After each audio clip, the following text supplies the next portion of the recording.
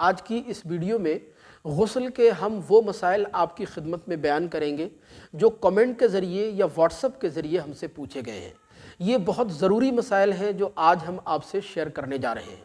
میری درخواست ہے کہ ویڈیو کو مکمل ضرور دیکھیے گا کیونکہ یہ طہارت کے مسائل ہیں، اور آپ جانتے ہیں کہ طہارت کے متعلق ارشاد فرمایا گیا کہ طہارت جو ہے وہ نماز کی کنجی ہے، یعنی جب تک کہ آپ کی طہارت درست نہیں ہوگی تب تک آپ کی نماز بھی درست نہیں ہوگی۔ بہت زیادہ افسوس ہوتا ہے ایسے لوگوں کو دیکھ کر کہ جن کو غسل کرنے کا صحیح طریقہ بھی معلوم نہیں ہے۔ وہ ناپاکی کے بعد بس ایسے ہی نہا لیتے ہیں اور وہ یہ سمجھتے ہیں کہ اب ہم پاک ہو گئے، جبکہ حقیقت یہ ہے کہ وہ پاک نہیں ہوتے بلکہ وہ ناپاک کے ناپاک ہی رہتے ہیں۔ لہذا یہ بہت ضروری مسائل ہیں، ان کو دھیان سے سنیے گا اور ان کو سیکھنے کی بھی کوشش کیجیے گا۔ دیکھیں، ناپاکی کے بعد غسل کرنے کا جو صحیح اور سنت طریقہ ہے اس پر ہماری پہلے سے ایک کلپ موجود ہے، اس کا لنک آپ کو ڈسکرپشن میں مل جائے گا، جا کر کے دیکھ لیجئے۔ بہت آسانی کے ساتھ آپ غسل کرنے کا طریقہ سیکھ جائیں گے۔ لیکن مختصر طور پر میں یہاں بھی آپ کی خدمت میں بیان کر دیتا ہوں کہ غسل جو ہوتا ہے اس کے اندر 3 فرض ہوتے ہیں۔ پہلا کلی کرنا، دوسرا ناک میں پانی چڑھانا، اور تیسرا سارے بدن پر اس طرح پانی بہانا کہ ایک بال کے برابر بھی جگہ بھیگنے سے باقی نہیں رہنا چاہیے، ورنہ آپ کا غسل نہیں ہوگا۔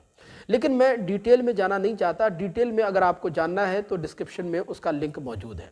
اب میں آپ کی خدمت میں وہ سوالات رکھتا ہوں، ان کے جوابات پیش کرتا ہوں جو کمنٹ کے ذریعے یا واٹس ایپ کے ذریعے ہم سے پوچھے گئے ہیں۔ یہ ہمارے ایک اسلامی بھائی ہیں رضا حسین صاحب، یہ پوچھتے ہیں کہ جن کپڑوں میں ہم مستری کی ہو میاں بیوی نے تو غسل کے بعد دوبارہ کیا وہی کپڑے پہن سکتے ہیں یا نہیں پہن سکتے؟ تو دیکھیں، اس کا جواب یہ ہے کہ جن کپڑوں میں میاں بیوی نے ہم مستری کی ہو وہ کپڑے اس وقت تک ناپاک نہیں ہوتے ہیں جب تک کہ ان کپڑوں پر نجاست، منی، کوئی گندگی وغیرہ نہ لگ جائے۔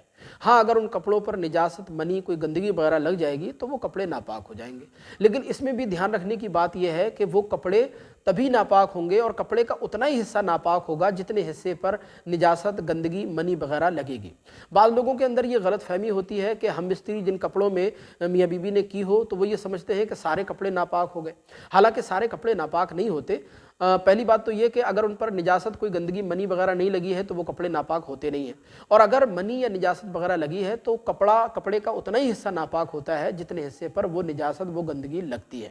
اتنے حصے کو آپ 3 مرتبہ بہت اچھی طرح دھو لیجئے، 3 مرتبہ بہت اچھی طرح اس طرح نچوڑ لیجئے کہ پانی ٹپکنا بند ہو جائے، وہ کپڑا پاک ہو جائے گا، کوئی مسئلہ نہیں ہے۔ ایک دوسرا سوال یہ کیا گیا، یہ مرغوب عالم صاحب ہیں، یہ کہتے ہیں، پوچھتے ہیں کہ کیا غسل کے بعد نماز پڑھ سکتے ہیں یا نماز پڑھنے سے پہلے وضو کرنا ضروری ہے؟ یعنی ان کے کہنے کا مطلب یہ ہے کہ ہم نے غسل کیا، اب ہمیں نماز پڑھنا ہے، تو غسل کرنے کے بعد کیا وضو کرنا ضروری ہے یا غسل کے بعد ڈائریکٹ نماز پڑھ سکتے ہیں؟ تو دیکھیں، اچھی طرح ذہن نشین فرما لیں کہ غسل جو ہے وہ بڑی پاکی ہے، اور اصول یہ ہے کہ جب انسان کو بڑی پاکی حاصل ہو جاتی ہے تو چھوٹی پاکی خود بخود شامل ہو جاتی ہے۔ آپ نے دیکھا ہوگا کہ جب بندہ غسل کرتا ہے تو غسل کرنے میں چہرہ بھی انسان کا دھل جاتا ہے، ہاتھ بھی دھل جاتے ہیں، سر پر بھی پانی پہنچ جاتا ہے اور پیر بھی دھل جاتے ہیں۔ اور وضو کے اندر یہی 4 فرض ہوتے ہیں کہ وضو کے اندر پہلا فرض ہے چہرہ دھونا، دوسرا کونیوں سمیت ہاتھ دھونا، تیسرا چوتھائی سر کا مسح کرنا، اور چوتھا جو ہے پیروں کو دھونا۔ اور غسل کے اندر یہ چاروں چیزیں انسان کو حاصل ہو جاتی ہیں۔ لہذا جب آپ نے سنت طریقے پر غسل کر لیا اور غسل کرنے کے بعد اگر آپ کو کوئی حدث لاحق نہیں ہوا، کوئی ایسا نواقض وضو میں سے کوئی ایسی چیز نہیں پائی گئی، تو آپ کا وضو باقی رہتا ہے۔ غسل کرنے کے بعد آپ چاہیں تو ڈائریکٹ نماز پڑھ سکتے ہیں، مزید آپ کو وضو کرنے کی ضرورت نہیں ہوگی۔ تیسرا سوال ہماری ایک اسلامی بہن ہے نکہت فاطمہ جی، یہ پوچھتی ہیں کہ ناپاکی کا غسل کرنے کے لیے کیا صابن سے نہانا ضروری ہے یا صرف بنا صابن کے پانی سے نہائیں تب بھی پاک ہو جائیں گے؟ تو دیکھیں میری بہن، بہت اچھی طرح ذہن نشین فرما لیں کہ ناپاکی کا غسل کرنے کے لیے اور اس سے پاک ہونے کے لیے صابن سے نہانا ضروری نہیں ہے۔ صابن سے تو ہم اس لیے نہاتے ہیں تاکہ اچھی طرح نظافت، صفائی ستھرائی بہت اچھی طرح ہو جائے، ورنہ آپ سادے پانی سے، نارمل پانی سے بھی نہائیں، اور غسل کے ناپاکی کا اگر آپ غسل کر رہی ہیں تو غسل کے جو فرائض ہیں ان کو آپ اچھی طرح ادا کریں، اور پورے بدن پر اس طرح پانی بہائیں کہ ایک بال کے برابر بھی جگہ بھیگنے سے باقی نہ رہ جائے۔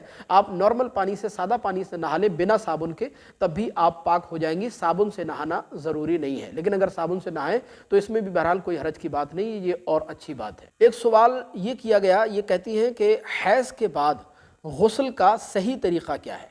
یعنی ان کے کہنے کا مطلب یہ ہے کہ جب عورت پیریڈ سے فارغ ہو جاتی ہے، حیض سے فارغ ہو جاتی ہے، تو اس کے بعد غسل کرنے کا صحیح طریقہ کیا ہے؟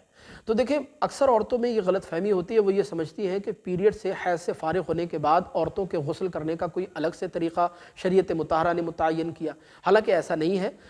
حیض سے فارغ ہونے کے بعد غسل کرنے کا کوئی الگ سے طریقہ نہیں ہے، بلکہ وہی طریقہ جو میں نے ابھی آپ کو بتایا کہ غسل کے اندر 3 فرض ہوتے ہیں، پہلا کلی کرنا، دوسرا جو ہے ناک میں پانی چڑھانا، اور تیسرا سارے بدن پر پانی بہا دینا۔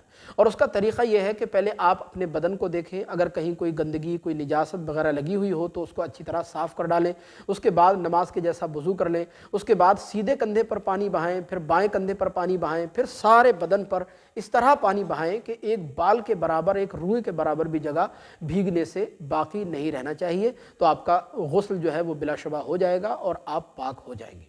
تو یہ چند سوالات تھے جو کمنٹ کے ذریعے یا واٹس ایپ کے ذریعے ہم سے پوچھے گئے تھے، کہ جوابات دینا ہم نے ضروری سمجھے۔ ہمیں امید ہے کہ یہ سوالات اور ان کے جوابات آپ کو ضرور سمجھ آئے ہوں گے۔ مزید اگر آپ کو کوئی سوال پوچھنا ہے تو ہمیں ضرور بتائیے گا، انشاءاللہ اگلی ویڈیوز میں آپ کے سوال کو کور کیا جائے گا اور اس کا جواب بھی اگلی ویڈیوز میں انشاءاللہ پیش کیا جائے گا۔